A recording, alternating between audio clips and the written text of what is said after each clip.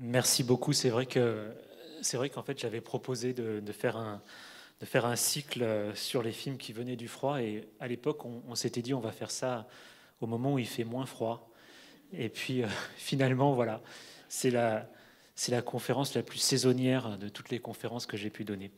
Je vais commencer tout de suite, j'ai l'habitude de faire ça, de commencer tout de suite par un extrait et de commencer par la fin de Nanook l'Esquimau.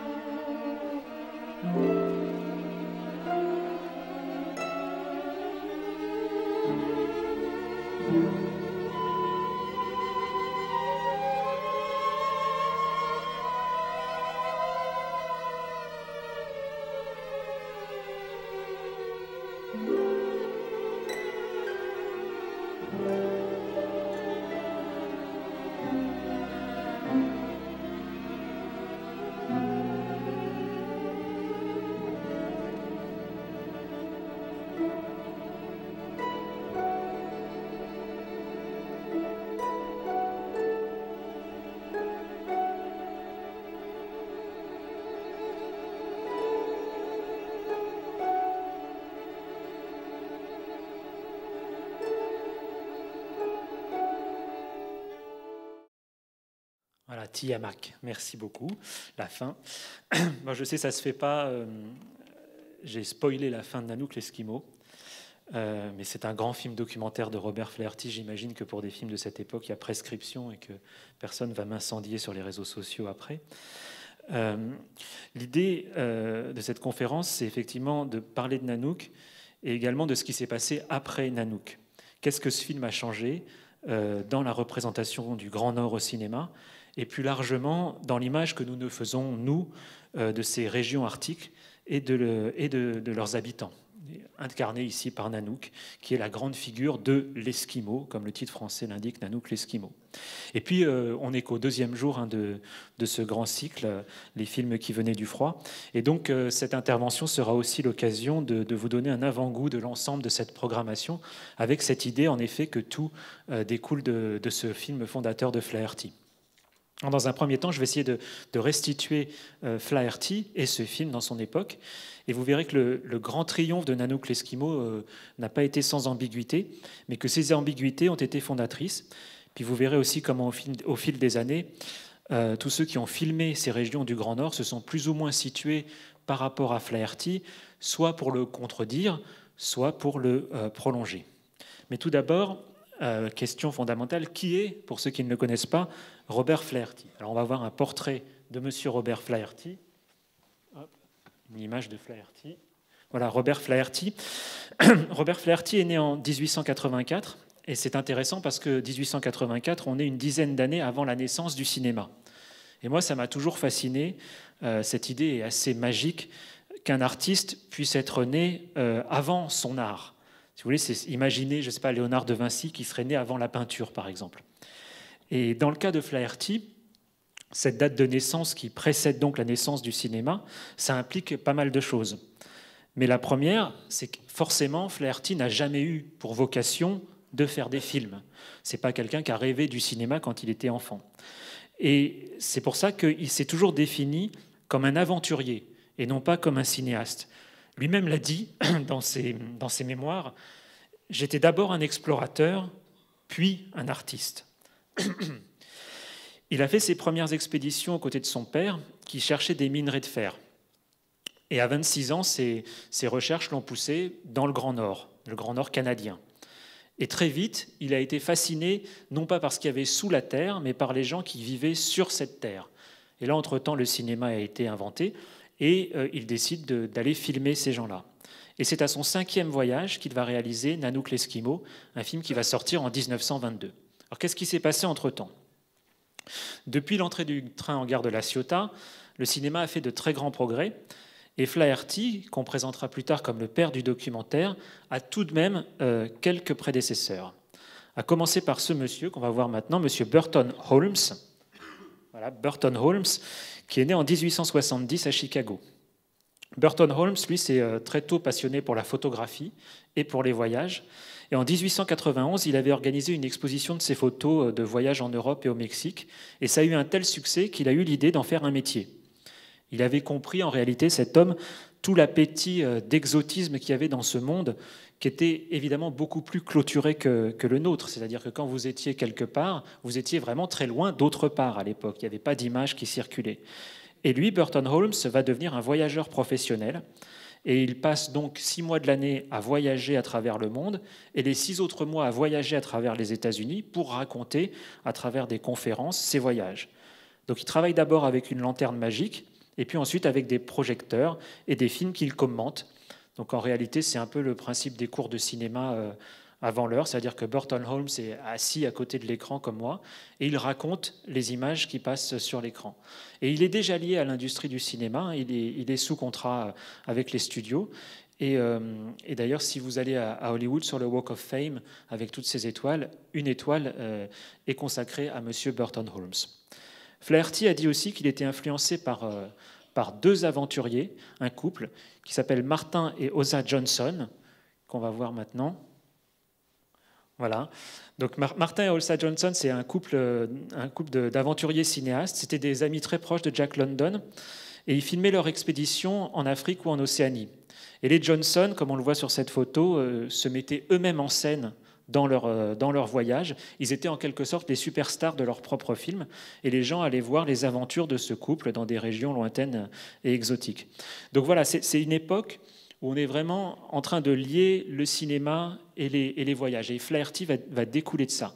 Et le slogan des conférences de Burton Holmes était d'ailleurs très intéressant, puisqu'il disait « Voir le monde, c'est le posséder ».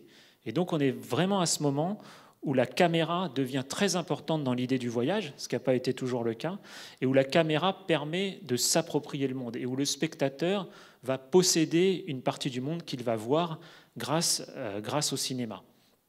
Bon, alors revenons maintenant à Robert Flaherty, voir un autre portrait de M. Flaherty. Voilà, Robert Flaherty en tournage. Donc Robert Flaherty partait pas tout à fait de rien, mais disons que le cinéma, c'était tout de même, à l'époque où il se lance, c'était un peu le Grand Nord, quoi. C'est-à-dire que c'était un continent qui était très peu exploré. Et malgré ses prédécesseurs, Flaherty est un autodidacte, forcément. C'est quelqu'un qui va apprendre de ses erreurs, et d'erreurs qui sont souvent très graves et fatales pour les films, vu les conditions dans lesquelles il tournait, conditions climatiques, évidemment, conditions de lumière, on y reviendra, qui rendent ces films particulièrement délicats. En 1912, 10 ans avant Nanook, il achète sa première caméra. Et il voyage dans le Grand Nord pour ses compagnies minières, puisque c'est son métier, et il commence à filmer. En 1915, il a emmagasiné 17 heures d'images, et là, il décide d'en faire un film. Il commence à monter, et le but, c'est de montrer ce film à l'université de Harvard. Alors vous savez, on le dit souvent, il ne faut jamais fumer, c'est très mauvais pour la santé, et c'est aussi très très fatal pour le cinéma, puisque sur les 17 heures de film, un jour, Flaherty, à bout de fatigue dans son montage, allume une cigarette et laisse tomber sa cigarette sur sa pellicule. Et donc une bonne part de toutes ces années de travail crame à cause d'un mégot tombé par mégarde sur cette pellicule. Et une partie des images, donc, on ne les verra jamais. Mais ce n'est pas très grave, parce que quand il achève son montage, il le montre à ses amis donc à l'université de Harvard. Il constate qu'à sa grande surprise, certains s'endorment, somnolent, qu'à la fin, ils ne sont pas particulièrement impressionnés par ces images du Grand Nord. Et surtout, il constate que lui-même, sorti de l'excitation de son propre voyage, quand il regarde ces images avec un peu de recul, il s'ennuie tout autant que ses amis. Et donc, il a écrit cette phrase à ce moment-là qui est très intéressante. « Je savais explorer, mais je ne savais pas révéler. » Et c'est-à-dire ce premier film qu'on ne connaît pas est fondamental, Parce que Flaherty comprend soudain qu'il ne suffit pas d'aller quelque part, de prendre des images et de les ramener pour que ce soit intéressant. Il comprend qu'un film, c'est une histoire et que donc il faut raconter ce voyage. Il ne suffit pas d'y aller. Les belles images de paysages lointains, ça fascine personne. Il faut qu'il trouve une narration, il faut qu'il trouve des enjeux dramatiques, il faut qu'il trouve des sentiments. Bref, Flaherty comprend en gros ce que c'est qu'un film de cinéma. Et c'est comme ça qu'il va concevoir, après cet échec, un nouveau film qui va être ce documentaire Nanook l'Esquimau, dont voici l'affiche. Alors, il a cette idée, mais c'est très compliqué de faire Nanook l'Esquimau, notamment pour des raisons financières et aussi parce que lui-même n'est pas du tout issu du sérail, hein. C'est un explorateur. Et il va mettre 5 années rien que pour réunir le financement de son film. Et finalement, c'est un film qui se construit pas du tout selon les codes normaux du cinéma. C'est une compagnie de fourrure française qui s'appelle Révillon Frères qui accepte de sponsoriser Robert Flaherty pour faire ce film. Donc Nanook est un film pionnier du documentaire, mais c'est aussi un film pionnier de la production indépendante en quelque sorte, et également, même si le mot et le concept n'existent pas encore, un placement de produit. Puisqu'évidemment, pour Révillon, c'est une pure opération publicitaire de financer un film aussi audacieux. Bref, nous sommes maintenant en 1920, Flaherty a 36 ans, et il repart dans le Grand Nord. Et ce voyage, donc il connaît bien, il a été plusieurs fois, mais c'est la toute première fois que Flaherty part pour tourner un film. Il ne se dit pas qu'il va prendre prétexte d'une expédition minière pour faire quelques images, il est décidé à se consacrer entièrement à la fabrication d'un film. Alors il s'installe dans la ville de Port Harrison, qui est une ville qui se situe tout au nord du Québec, dans un village qui existe encore aujourd'hui, qui s'appelle Inukjuak, qui a changé de nom. Il y débarque le 15 août et il va rester plus d'une année pour achever ce film qui dure au final 79 minutes. Donc c'est vous dire le temps qu'a mis à se faire Nanook l'Esquimau. Alors si Nanook était un pur documentaire, il suffirait ensuite de regarder ce film, Nanook l'Esquimau, et on saurait ce qui s'est passé pendant cette année à Port Harrison. Mais ce n'est pas un document sur le séjour de Flaherty chez les Inuits. C'est là où il se distingue de ses prédécesseurs. Flaherty n'apparaît pas dans ce monde-là, il est derrière sa caméra et il y reste. Nanook, c'est un film beaucoup plus complexe que ce qu'ont pu faire ses prédécesseurs, que Burton Holmes ou d'autres. Lorsqu'il arrive à Port Harrison, le travail est déjà entamé. C'est-à-dire que Révillon a non seulement financé le film, mais participe à la production du film, et ils ont effectué ce qu'on pourrait appeler un casting, en quelque sorte. C'est-à-dire qu'ils ont réuni les gens du village, et ils en ont sélectionné 12 sur la base de leur photogénie. Et Flaherty, parmi ces 12-là, remarque un monsieur qui s'appelle Alakarialak, et qui lui semble particulièrement intéressant à filmer, quelqu'un qui est assez enthousiaste autour du projet. Et c'est donc ce monsieur Alakarialak qui va jouer le rôle de Nanook. Alors bien entendu, les acteurs vont être nourris, vont être rémunérés. Flaherty n'a jamais fait mystère de cette méthode. Il relate même une discussion assez intéressante avec Alakarialak pour s'assurer vraiment que Alakarialak ne va pas le lâcher au milieu. Il lui dit, voilà, si on va à la chasse aux morses, l'important, ça ne va pas être d'attraper le morse, ça va être d'attraper l'image de toi attrapant le morse. Donc ça veut dire qu'au moment où on pêche le morse, tu ne lances ton harpon ou ta ligne que quand je te le dis. Il faut que la lumière soit parfaite, il faut que toutes les conditions soient réunies. Et là, Alakarialak répond, d'accord, le film avant tout. Et donc Alakarialak, à partir de ce moment-là, n'est pas tant le sujet d'un film qu'un acteur de film dirigé par Robert Flaherty. Alors quel monde va filmer Robert Flaherty? Ce qui est très intéressant, c'est qu'il ne va absolument pas reconstituer la vie quotidienne de Port Harrison, au début des années 20, là où se situe. Nanook l'Esquimau, ça parle de cet endroit-là, mais presque au passé. C'est-à-dire que comme Flaherty connaît ce monde depuis très longtemps, comme il a envie de faire ce film depuis très longtemps, eh bien, le film qu'il a envie de faire, il est plus sous ses yeux, puisque ce monde a énormément changé. Et donc, Nanook l'Esquimau, c'est pas tout à fait un film sur Port Harrison au début des années 20, c'est un mélange de souvenirs de Flaherty, d'acteurs qui jouent, et qui jouent des situations qui ne sont pas toujours justes. On va voir un premier extrait qui a été énormément commenté, où le personnage de Nanook rencontre un vendeur venu du Sud et découvre à sa façon la civilisation du Sud qui arrive dans le Nord.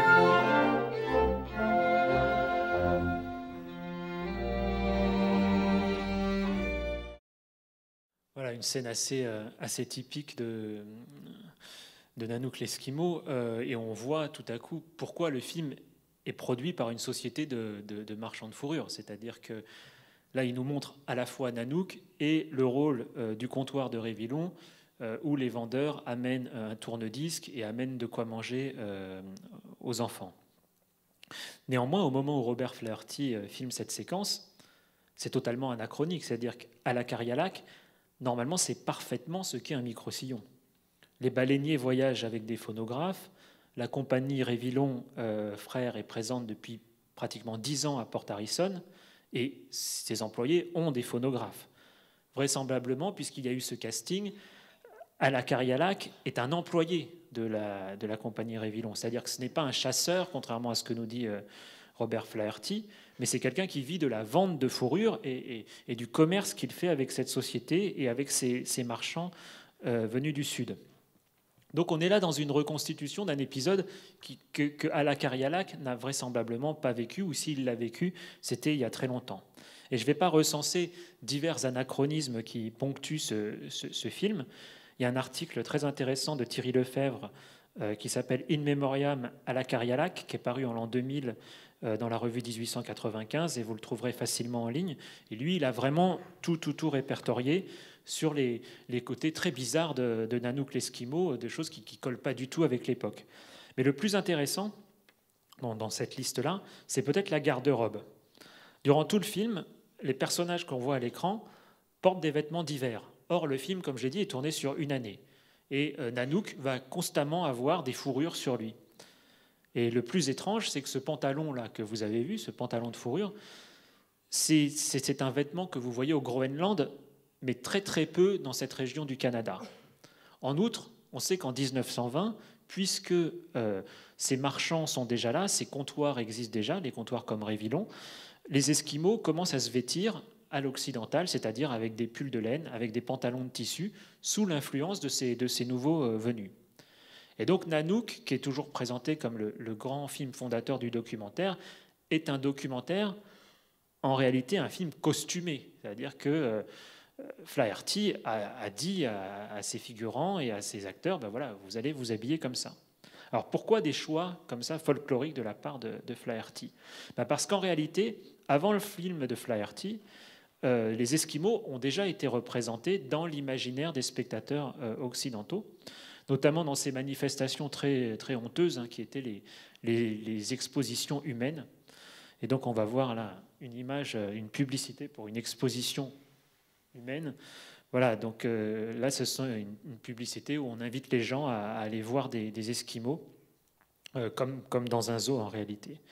Et dans cet article que je mentionnais à l'instant, Lefebvre parle d'une exposition d'une femme esquimaude et de son enfant en Bavière dès 1566, donc il y a très longtemps. Il y a aussi des Esquimaux qui ont été exposés à Londres en 1676. Une famille esquimau a été exposée à la fameuse Pan American Exhibition de Buffalo en mai 1901.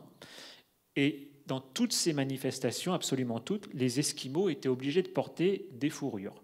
Et évidemment, à Buffalo, en été, porter des fourrures, c'était extrêmement pénible. Mais on jugeait qu'un Esquimau était habillé avec des fourrures. Et donc, Robert Flaherty essayait sans doute de rentrer dans cet imaginaire-là qu'il avait bercé lui aussi. Mais surtout, je pense qu'au moment où il a commencé à faire ses voyages, on n'était peut-être pas si loin que ça quand même du monde qui filme, où on découvre les gramophones, où les gens ne s'habillent pas avec des pulls et avec des pantalons, même s'ils ne portent pas exactement ça, ils portaient encore des costumes anciens. Et donc, il tentait d'immortaliser un monde qui était en train de disparaître sous ses yeux et un monde qu'il aimait sincèrement. Et donc, il reconstituait le monde arctique, un monde arctique qu'il avait connu, et un monde arctique tel qu'il avait été rêvé, fantasmé par ses futurs spectateurs occidentaux. Ce film est donc à la fois un documentaire sur la vie des Esquimaux, mais c'est aussi un document assez intéressant sur l'image qu'on se fait de ces Esquimaux. Et donc, je reviens à la dernière scène qu'on a vue de Nanook l'Esquimau, à ce plan qui est peut-être d'ailleurs le plus beau de toute la carrière de Flaherty, de cette famille endormie. Flaherty dit peut-être ici, en terminant son film ainsi, par des gens qui rêvent, qu'il nous montre un monde qui est lointain, qui est doux, qui est peut-être lui-même un rêve construit, puisque Flaherty n'a jamais caché que pour filmer cette fameuse séquence, il ne l'a pas filmé dans un véritable igloo, il a construit un demi-igloo, et pour avoir le recul pour poser sa caméra et le filmer. On va voir tout de suite la photo d'ailleurs, Flaherty l'a lui-même photographié, il a montré ce demi-igloo qui est un véritable studio de cinéma construit en glace par Flaherty pour pouvoir filmer cette scène qu'il avait imaginée. Et donc dans ce dernier plan par lequel j'ai commencé, vous voyez toutes les ambiguïtés des représentations et des fantasmes de l'Arctique. Vous voyez un monde hyper violent, avec cette tempête de neige qui ouvre, avec ces chiens qui sont couverts par le froid, un monde violent, dur, et en même temps, à l'intérieur de l'igloo, une famille qui dort sous des pots, un univers à part, un univers isolé du reste de la planète, avec ses propres codes, avec son propre mode de vie, qui paraît à la fois très rigoureux, et en même temps, dans le film de Flaherty, pratiquement hédoniste, où tout le monde dort ensemble sous des peaux de bêtes. Et c'est ce monde-là qui faisait rêver évidemment les spectateurs de Flaherty. Et ce monde est symbolisé par cet igloo, l'igloo qui va fasciner vraiment le monde du Sud, qui va devenir un classique des représentations de l'Esquimau, c'est-à-dire un monde tout rond, un havre de chaleur au milieu d'une tempête. Et ce monde fantasmé, vous allez ensuite le retrouver pratiquement chaque année dans les vitrines de Noël du monde entier. Donc c'est la particularité, si vous voulez, de ce monde polaire, d'être un endroit qui est réel, on peut le situer sur une carte, sur la Terre, et qui en même temps est un monde rêvé. C'est un lieu bien défini géographiquement, mais qui occupe une place aussi dans notre imaginaire. Le seul équivalent, ce serait peut-être les planètes lointaines, comme Mars, ou des choses comme ça. Où, oui, on sait que Mars existe, mais sur Mars, on a fantasmé un autre monde.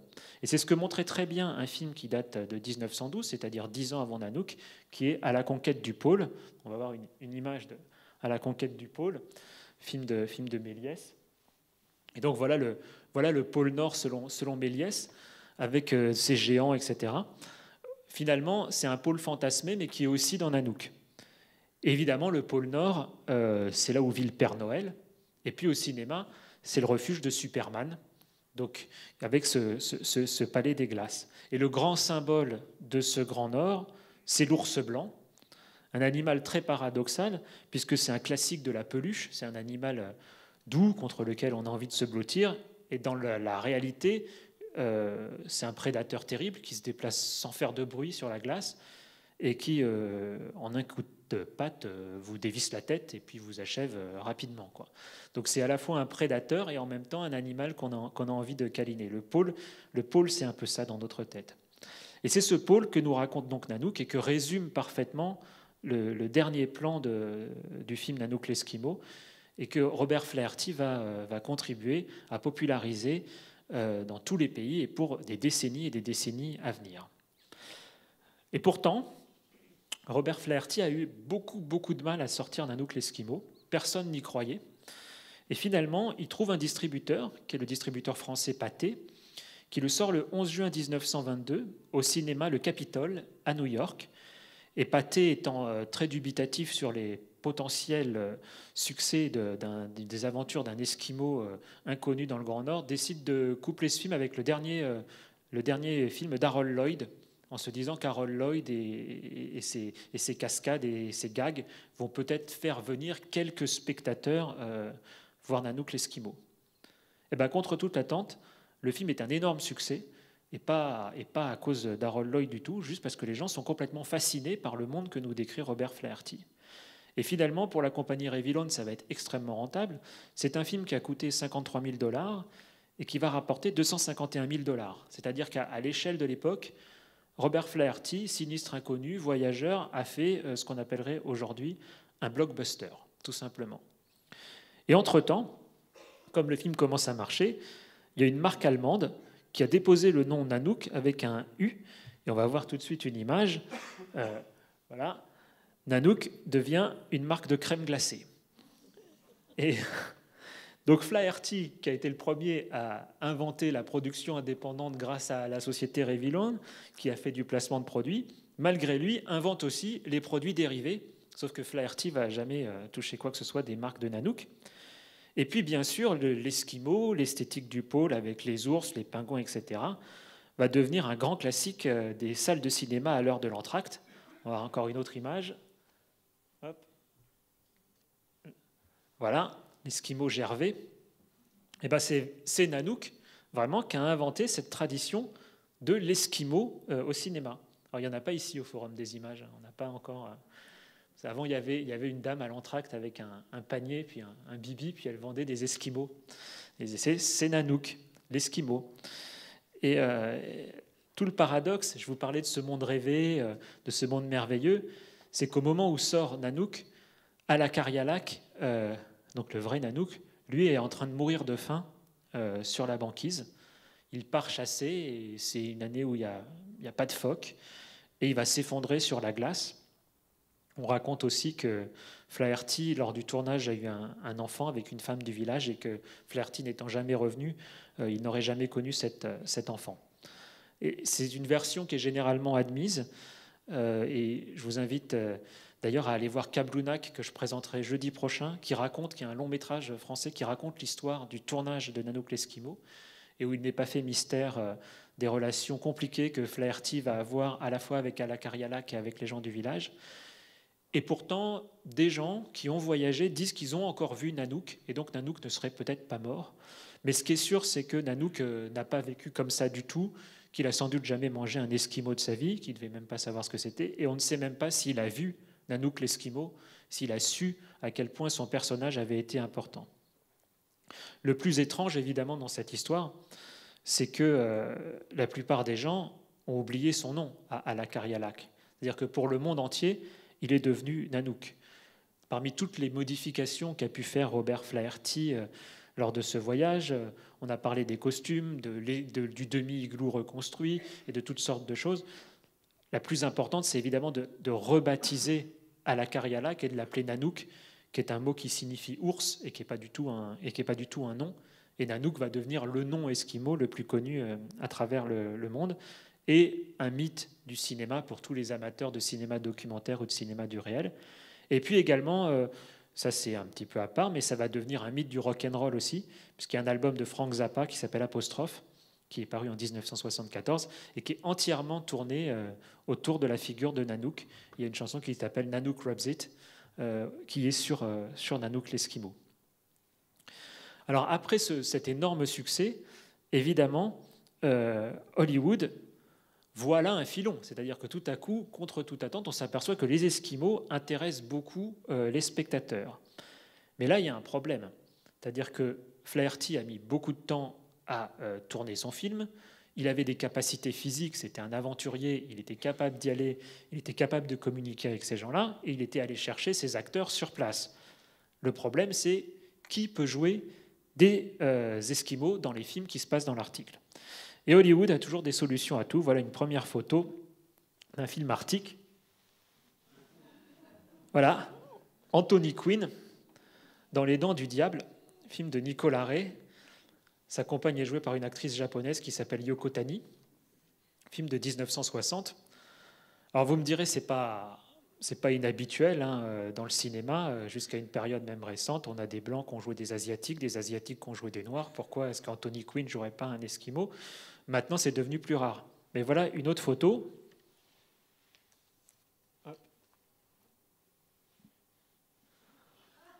Voilà, Lou Diamond Phillips, acteur américain d'origine philippine, qui joue dans Agagook, un film de Jacques Dorfman de 1993. Et là, le Forum des images a eu la bonne intuition de ne pas le programmer, parce que moi, je l'ai vu, c'est assez terrible. Et le rôle féminin était tenu, donc le rôle Esquimau, était tenu par Jennifer Tilly, qui est une actrice que j'aime beaucoup. Donc en gros, si vous avez des yeux un peu bridés, vous pouvez jouer facilement un personnage d'Esquimau. Allez, encore une dernière photo pour la route qui est pas mal. Voilà, c'est les amateurs comme moi de cinéma asiatique ont reconnu Michelle Yeoh, actrice de Hong Kong d'origine de Malaisie, dans Far North, un film pas si mal d'Asif Kapadia qui date de 2007. Alors, pour l'anecdote quand même, il y a un comédien inuit qui a eu une petite carrière à Hollywood. On va le voir tout de suite, il s'appelait Ray Mala. Voilà, Ray Mala, qu'on voit ici en compagnie d'une actrice avec qui il a fait quelques films qui s'appelle Lotus Long, et qui, comme son nom ne l'indique pas, est une actrice d'origine japonaise. Et Ray Mala a joué dans 24 films, dont Esquimau, de W.S. Van Dyke, film de 1933. Et il n'a pas tenu que des rôles d'Esquimau, c'est-à-dire dans sa carrière à Hollywood, on l'a vu souvent en Polynésie, hein, par exemple. Donc lui-même était un Esquimau qui pouvait jouer toutes sortes de choses. Il était sous contrat avec la Universal, et la Universal, tentant de vendre ce nouvel acteur, avait trouvé ce slogan « Ray Mala, le Clark Gable Esquimau ». Une nouvelle photo de voilà, Ray Mala, le Clark Gable Esquimau. Mais il était beau quand même, Ray Mala, le Clark Gable Esquimau. Et ce qui est très amusant, c'est que Ray Mala, c'était non seulement un acteur, mais quelqu'un qui était passionné par les techniques du cinéma.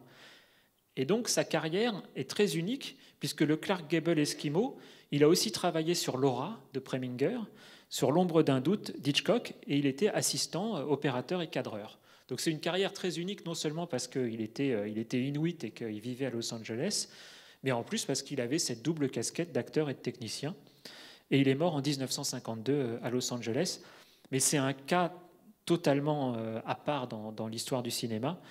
Globalement, ce qu'on peut dire, c'est que Nanook, c'est le film fondateur d'une très longue période où l'Arctique va être régulièrement représenté au cinéma, mais où les gens qui habitent en Arctique, eux, n'auront absolument pas la possibilité de se représenter dans les films. Et ça, c'est fondamental. Et c'est fondamental parce qu'il y a justement une des raisons de cette rétrospective au Forum des images, les films qui venaient du froid, donc vous pouvez suivre pendant 3 semaines, c'est que c'est cette histoire-là qu'elle nous raconte. Elle nous raconte comment tout un peuple, ou plusieurs peuples, vont reprendre en main une parole qu'ils n'avaient pas, et que même Flaherty, qui leur a donné une visibilité immense et mondiale, ne leur avait pas vraiment donné. Évidemment, la grande question que nous posent tous ces films, toute cette programmation merveilleuse, c'est est-ce qu'il y a un cinéma arctique? Est-ce qu'il y a un cinéma arctique comme il y a des cinémas indiens, des cinémas arabes? Bon, sur ce point, chacun va se faire son idée au bout de cette rétrospective, sachant bien sûr que l'Arctique, ce n'est pas un pays, et que donc, si ce cinéma arctique existait, il aurait la particularité d'être à la fois russe, canadien, norvégien, finlandais, etc. Je me souviens, quand j'ai fait parmi ces voyages en Arctique, j'en ai fait un où j'étais parti du Groenland pour aller jusqu'en Russie en traversant le fameux passage du Nord-Ouest. Et donc, au tout départ, au Groenland, j'avais croisé un Groenlandais. Il m'avait dit où vous allez? Je lui avais montré sur la carte, je lui avais dit le trajet que j'allais faire. Et il m'avait dit là-bas, vous allez rencontrer des gens qui me ressemblent. Et il était très fier, il m'a dit, vous savez, on est le seul peuple qui vit vraiment tout autour de la Terre. Bon, sachant qu'évidemment les Inuits ne sont pas le seul peuple de l'Arctique, qu'il y a d'autres peuples qui vivent dans ces régions-là, mais bon, s'il y a un cinéma arctique, il rassemblerait en tout cas des Inuits et plusieurs cultures, plusieurs langues sur cette immense région circulaire autour de la Terre. Difficile donc de définir un cinéma arctique. Mais bon, on va quand même tenter. Ce qui est intéressant, c'est que si ce cinéma arctique existe, s'il existait, ce serait certainement le plus récent de toute l'histoire du cinéma mondial à être apparu. C'est-à-dire, ces productions que vous allez voir là pendant 3 semaines, peut-être vous ne les trouverez pas toujours excellentes, mais le fait même que l'on fasse des films dans des régions aussi reculées, dans des conditions climatiques que vous connaissez tous, qui vous intéressent puisque vous êtes là, c'est tellement particulier déjà, tellement difficile, ne serait-ce que d'habiter dans ces endroits-là, qu'y faire des films, c'est déjà, en tout cas à mon avis, formidablement émouvant. Alors personnellement, moi je me réjouis ici parce qu'on va passer un film de Niels Gaup qui s'appelle Le Passeur. Niels Gaup, c'est un cinéaste sam, donc un cinéaste lapon, de nationalité norvégienne. Et Le Passeur, c'est un film qui date de 1987. Donc c'est pas si vieux que ça, quoi. C'est un film épique qui se déroule donc en Laponie, en l'an 1000, et ça raconte les affrontements entre communautés dans cette région de Laponie. Et c'est le premier long métrage lapon. Donc on est en 1987. Quel peuple a tourné son premier long métrage en 1987 ? Et ce film a quand même été nommé à l'Oscar du meilleur film étranger. Il faut dire, parce que forcément, si nous, on ne connaît pas ces gens-là, eux, ça fait des années qu'ils nous connaissent. C'est-à-dire qu'ils ont quand même la télé, etc. Ce n'est pas Nanook l'Esquimau, quoi. Et donc Niels Gaup avait fait ce premier film lapon, mais il avait déjà intégré dans son film tous les codes du western. Vous verrez ce film, c'est vraiment quasiment un John Ford, quoi. Et d'ailleurs, le film a connu un remake en 2007. Et là encore, merci au Forum des images de ne pas l'avoir programmé. En l'an 2000, sort un film qui s'appelle Les 7 chants de la toundra, d'Anastasia Lapsui et Markku Leumuskallio. Et là encore, on est en l'an 2000, et c'est le tout premier film tourné en langue nénète. Là encore, quelle langue n'avions-nous pas entendu du tout au cinéma sur des peuples importants jusqu'en l'an 2000. C'est un film donc qui est composé, comme son titre l'indique, de 7 chapitres, et qui raconte précisément l'histoire de ce peuple, de sa culture, et qui nous présente ces gens, ces nénettes du Grand Nord. On va en voir tout de suite un extrait.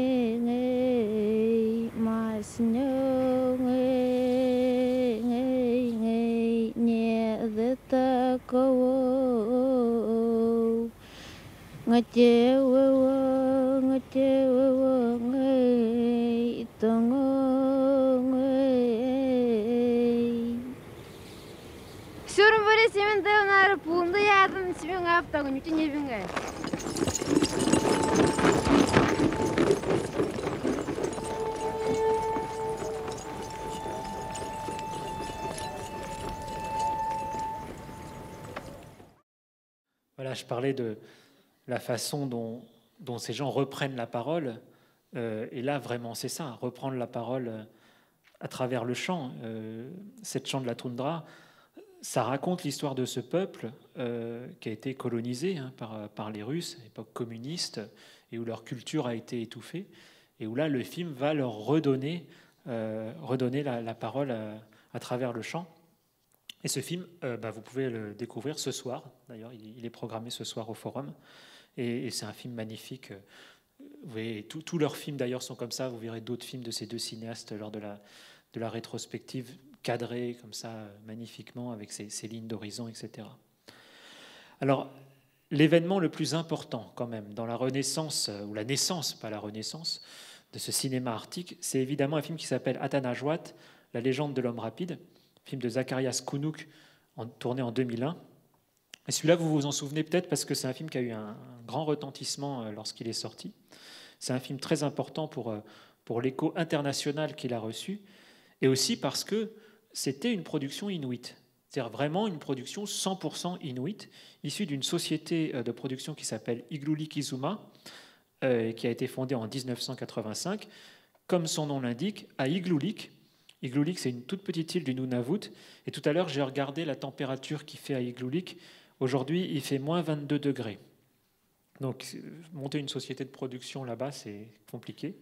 Et le but d'Izuma, c'était justement de produire des films très locaux.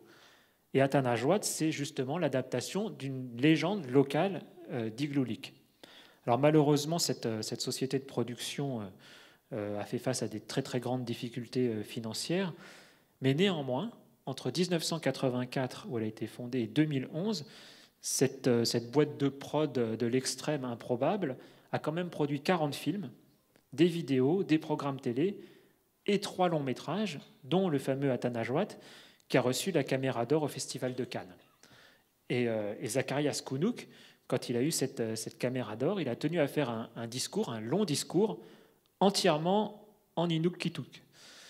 Et voilà, je pense la Côte d'Azur attire toujours des touristes du monde entier, mais je ne suis pas certain qu'on ait beaucoup entendu parler l'Inuktitut sur la Côte d'Azur. Avant, certainement pas. Après, je ne sais pas.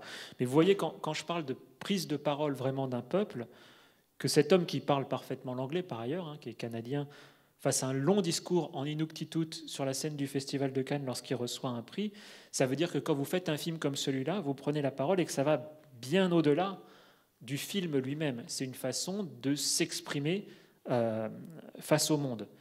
Et évidemment, la rétrospective, en ce moment au Forum des images, fait partie de cette histoire désormais. Alors, des films comme Atanajwat, comme Les Sept Chants de la Toundra, comme Le Passeur que j'ai évoqué, c'est des films qui inventent un cinéma du Grand Nord, mais qui le font en faisant revivre des légendes anciennes, des pans du patrimoine.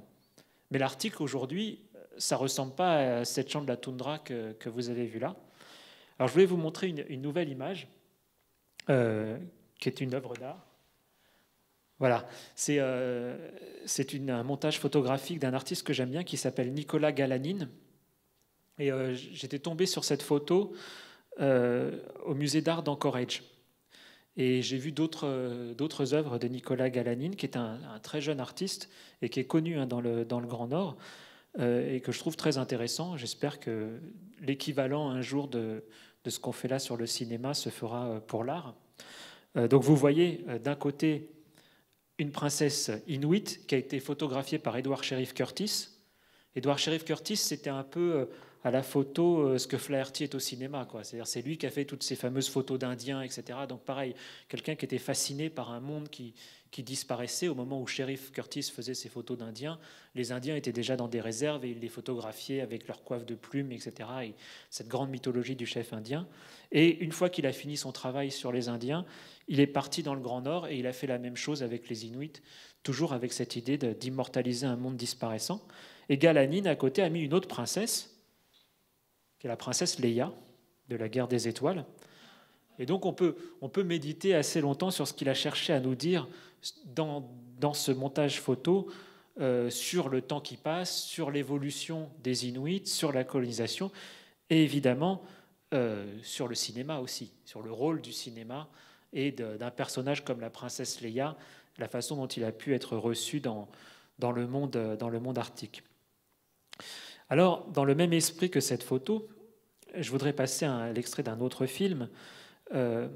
Évidemment, Sept Chants de la Toundra, c'est la musique traditionnelle. Et puis, on va écouter tout de suite quelque chose qui n'est pas de la toundra, qui est vraiment de l'Arctique, mais c'est quand même le 8e chant, le 8e chant de l'Arctique. Voilà un nouvel extrait d'un film qui s'appelle On the Ice.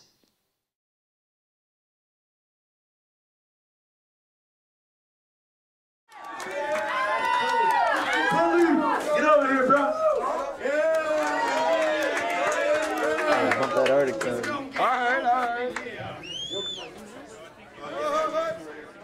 All right, top of the world.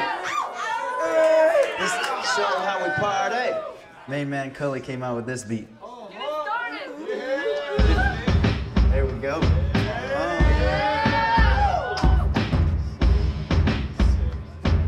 Professional Eskimo gangster in the snow. Odd 6'3" clips drop you like the temperature well below zero. Frostbite on your nose. Musical is my flow. In the boat, rock it fast, then slow. On the drums, keep the beat, keep it slow.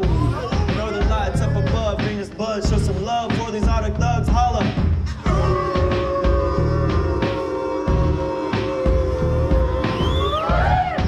Throw your hands up.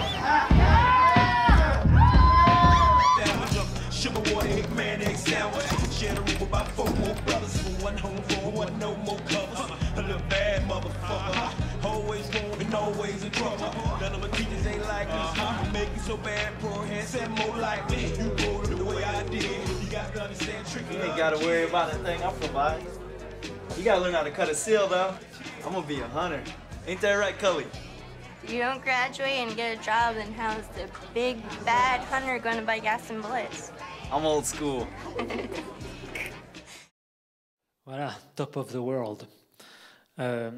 Allez voir On the Ice, film d'Andrew Opilaha McLean qui est sorti en 2012 et qui est tourné à Barrow, qui est la ville la plus au nord de tous les États-Unis, 550 km au nord du cercle polaire arctique, autrement dit donc le sommet du monde. J'ai regardé aussi la température pour ce week-end si vous allez à Barrow. Il fait plutôt doux, entre moins 10 et moins 15 degrés. Donc il y a un redout par rapport à la semaine dernière où on était autour de moins 20. Et donc vous voyez là ce monde qui est en contact avec le monde extérieur. Ils chantent du rap, ils boivent de la bière. Le film est intéressant parce qu'il montre aussi beaucoup de problèmes d'alcool, de drogue qu'il peut y avoir dans ces régions-là. Et en même temps, cette fierté d'habiter quand même au sommet du monde, de descendre de ces chasseurs, et donc cette identité esquimau. Et le film fait partie, évidemment, du discours que tient ce jeune homme. Et puis, c'est un film très amusant aussi. La séquence qui est juste après, on voit le jeune garçon, il sort, et il est donc dans cette soirée, et dehors, évidemment, il fait jour. Et il regarde le soleil se coucher, et une jeune fille arrive près de lui, puis lui dit « T'attends le coucher du soleil, mais tu sais que le soleil il va se coucher à la fin du mois d'août, donc tu peux attendre un peu longtemps. » Et c'est vrai que c'est des gags, des répliques comme ça qu'on ne peut faire que dans le Grand Nord. Et il y a aussi une scène où il rentre de soirée et il fait plein jour et son père l'engueule, lui dit « mais c'est à cette heure-ci que tu rentres ». Enfin, il y a toute cette tirade qui est assez hallucinante pour nous, quoi. Et de fait de tourner ces films dans ces conditions lumineuses qui rend toutes les intrigues très particulières. Et quand vous êtes sur place, qui rend aussi les réglages automatiques de vos appareils photo et de vos téléphones portables complètement fous. Alors j'ai beaucoup parlé de l'importance culturelle de ce cinéma. Il y a un dernier aspect très intéressant dans ces films, c'est évidemment le défi esthétique qu'il représente. C'est-à-dire ça va bien plus loin que la lumière étrange qui rend fou les appareils, qui est à la fois un régal et un défi pour n'importe quel chef opérateur. Vous savez, c'est l'horizon, quoi. C'est cette immensité. Un jour, dans un village qui devait être à la même latitude que Barrow, j'ai entendu la phrase la plus hallucinante que j'ai jamais entendue.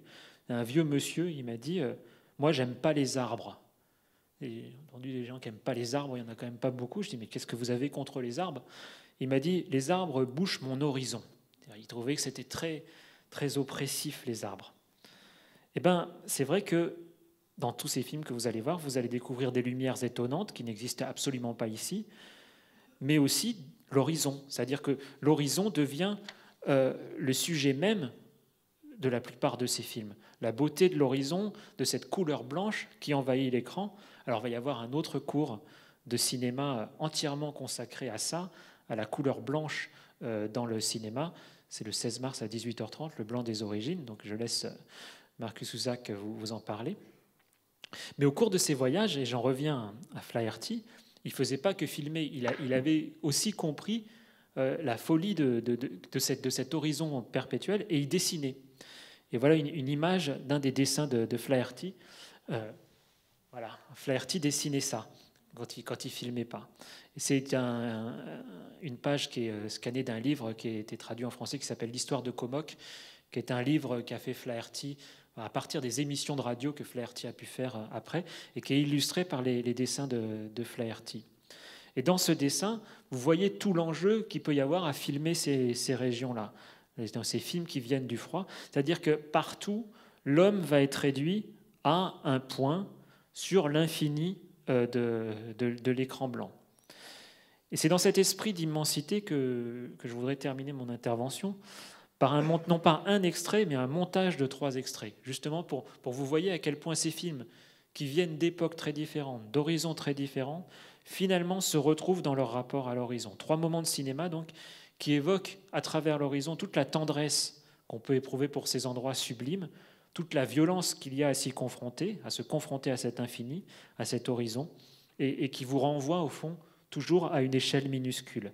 Alors, il y aura un extrait d'un film français qui s'appelle « Le voyage au Groenland » de Sébastien Bette-Bédé. Il viendra lui-même en parler. Un extrait, bien sûr, d'Atanajwat. Vous pensez que je n'allais pas ne pas passer un extrait d'Atanajwat. Et puis, évidemment, on va commencer par un dernier extrait de Nanook. Voilà, donc pour terminer, et après, je vous livrerai ma conclusion, mais tout d'abord, voilà, respirez bien 5 minutes d'air polaire et d'horizon très très lointain.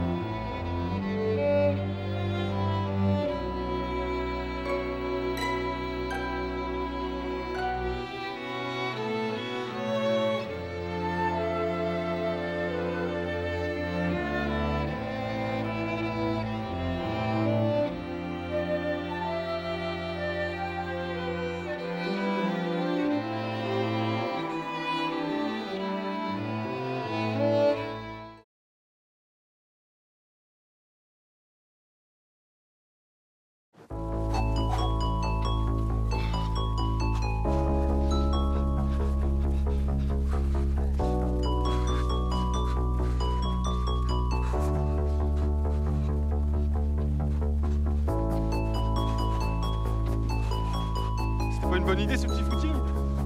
Ouais. Ça change le but de Chaumont quand même. Moi j'ai jamais vraiment couru au bout de Chaumont. Hein. J'ai toujours trouvé ça extrêmement bobo. Ça t'arrange bien de dire que c'est bobo. Ah, si on m'avait dit qu'un jour je courrais au milieu de la banquise. T'aurais répondu quoi? J'aurais pas cru. Forcément, pour toi, c'est plus envisageable. Ton père, il habite là. Et moi, mon père, il m'a jamais amené plus loin qu'à Dieppe. T'as eu une enfance horrible. Bah ouais, j'ai pas été un enfant super heureux. Mais t'es sérieux quand tu dis ça? Je plaisante jamais avec l'enfance, Thomas. Ça fait 10 ans que je te connais et je sais jamais quand t'es sérieux ou quand tu rigoles. Tu m'as jamais dit ce qui l'a poussé à venir s'installer ici, ton père.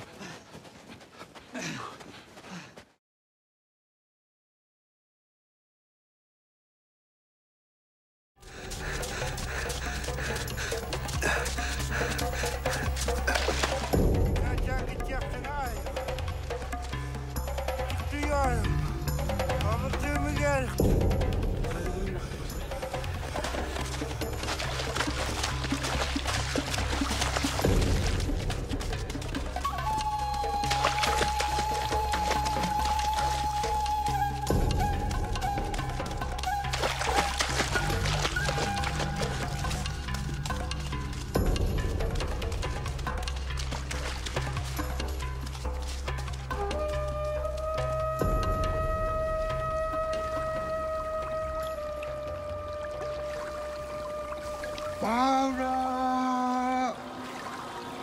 Maura! Maura!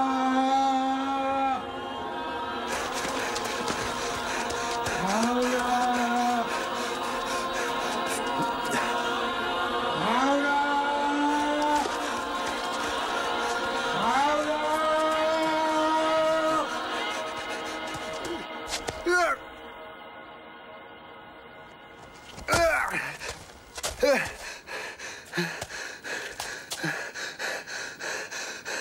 Tahu masih kamu udah dengar.